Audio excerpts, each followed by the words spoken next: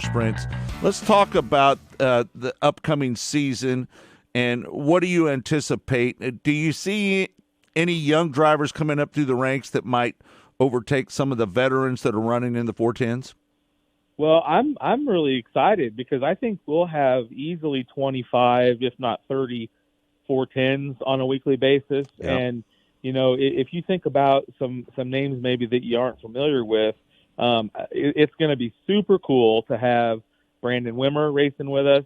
I'm really excited to get a season with J.J. Hickle racing with us. Yep.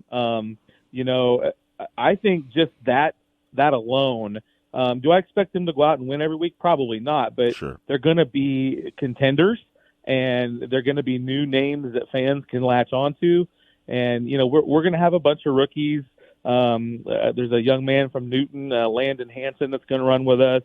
There's a guy, Tim Estenson from Fargo, is going to run with us some. So Ben Brown. I mean, there's a whole bunch of them. And so I think we're at a really good spot where we've got some new life in the 410 class, which is good. And that'll give people something to get excited about. And the 360s is no different. You know, there's a bunch of guys moving up from our 305 or our Pro Sprint class.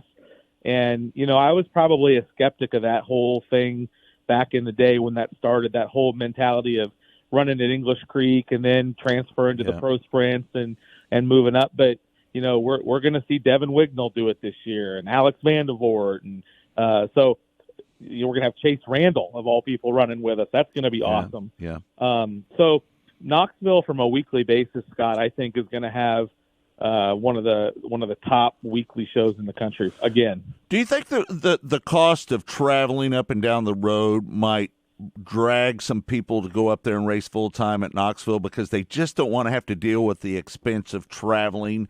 You know, the motel rooms right now are astronomical, the price of fuel. You know, I've said this to many people. I got out of traveling up and down the road at the right time, right? You know what I mean?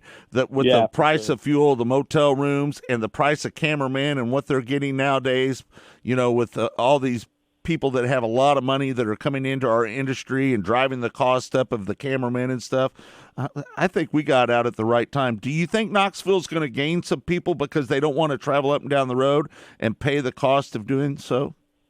Yeah, I believe so. Yeah.